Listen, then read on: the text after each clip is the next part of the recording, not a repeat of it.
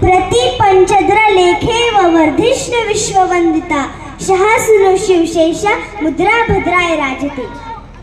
मुजरा त्या शिवरायाला रयतेच्या राजाला भक्तीला जोड नाही शौर्याला तोड नाही। जो अथांग आहे सागरा समान त्याचा छत्र म्हणजे आभाळाचा सन्मान। तो त्या मूर्तीची शान आणि मराठी मनाचा धगधगता अभिमान। असे ते प्रौढ प्रताप पुरंदर क्षत्रिय कुलावतंस सिंहासनाधीश राजाधिराज श्रीमंत श्री श्री श्री छत्रपती शिवाजी महाराज की, छत्रपती संभाजी महाराज की। नमस्कार, माझे नाव आर्या गीता बाप्पासाहेब जोगदंड आहे। मी आता 4थीत शिकते। आज मी तुमच्या समोर छत्रपती शिवाजी महाराजांच्या जयंतीनिमित्त 2 शब्द व्यक्त होत आहे।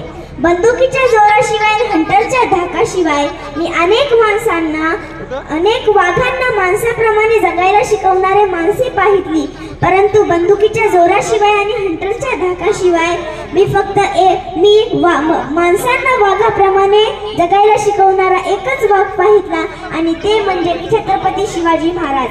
आज आपण ज्या महाराष्ट्रात राहत आहोत तो महाराष्ट्र म्हणजे काय, तर तो महाराष्ट्र म्हणजे शिवरायांच्या विचारांचा, जिजाऊंच्या संस्काराचा आणि शंभूंच्या पराक्रमाचा साक्षीदार हा माझा महाराष्ट्र। कष्टकरी शेतकऱ्यांचा, दलितांचा आणि असंख्य हुतात्म्यांच्या बलिदानाचा आणि त्या दिल्लीच्या तख्त्यालाही घाम फोडणाऱ्या मर्दमावळ्यांचा हा महाराष्ट्र। छत्रपती शिवाजी आणि आज महाराष्ट्राच्या मातीत 19 फेब्रुवारी 1630 रोजी एका रत्नाचा जन्म झाला आणि ते रत्न म्हणजे छत्रपती शिवाजी महाराज। छत्रपती शिवाजी महाराजांनी त्यांच्या जीवनात वस्तू वापरल्या आणि माणसे जपली, परंतु आपण मात्र वस्तू जपतो आणि माणसे वापरतो। असाच एक प्रसंग मला तुम्हाला सांगावासा वाटतो।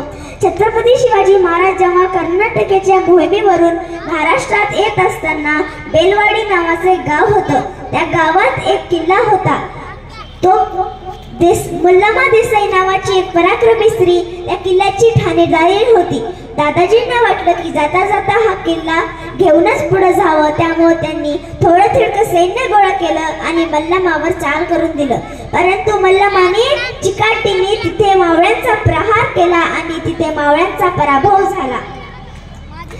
दादाजींना वाटलं की एका बाईच्या हस्ते मावळ्यांचा पराभव होणं लाजिरवाणी गोष्ट आहे, त्यामुळे त्यांनी अजून सैन्य गोळा केलं आणि मल्लमावर ताकदीने तुटून पडले आणि मल्लमावर ताकदीने तुटून पडले। परंतु आता मात्र मल्लमाचा पराभव झाला। दादाजींनी ठरवलं की आता मल्लमाला कैद करून राजापुढे उभा करायचं। मल्लमाला कैद करत असताना मल्लमा आत गेली आणि तिच्या छोट्या बाळाला बाहेर घेऊन आली।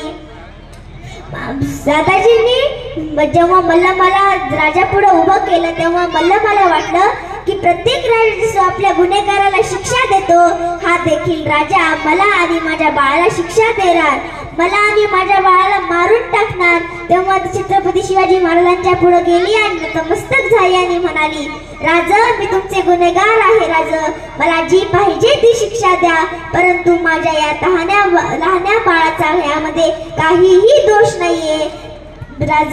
महाराजांनी त्यांच्या चिटणीसला इशारा केला। चिटणीस आत गेला आणि दुधाची वाटी घेऊन बाहेर आला। महाराजांनी मल्लमाच्या मुलाला मांडीवर बसवला आणि चमच्याने दूध पाजू लागली आणि म्हणाले, हा जो आमच्या मांडीवर बसला आहे तो आमचा भाचा आहे, म्हणजे तुम्ही आमच्या भगिनी झालात। आणि कोणता बाहू आपल्या बहिणीचं राज्य हुडकावून घेत असतो?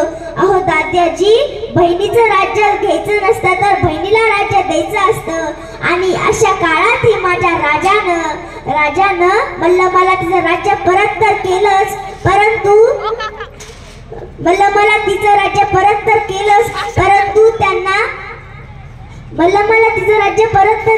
परंतु तिची चोळी बांगडी करून तिला सुखरूप तिच्या राज्यात सोडवण्याची आज्ञा दिली।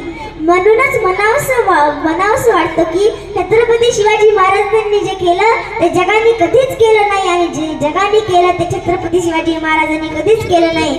त्यामुळे अख्ख्या जगाला छत्रपती शिवाजी महाराजांच्या पुढं झुकावं लागलं. म्हणूनच सांगावं असं वाटतं की जगाच्या पाठीवर तुम्ही कुठेही गेलात आणि कोणी तुम्हाला विचारलं की तुम्ही कुठून आलात तर त्याला अभिमानाने सांगा त्यांनी मरणालाही लाजवलं. अशा त्या छत्रपती शिवाजी महाराजांच्या आणि छत्रपती संभाजी महाराजांच्या भूमीमधून आलो आहोत.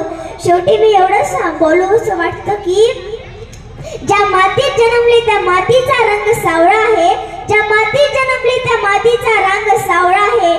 ठाती ठोकून सांगते मी शिवबाचा मावळा आहे, मी शिवबाचा मावळा आहे. जय जिजाऊ जय श्रीराम. धन्यवाद.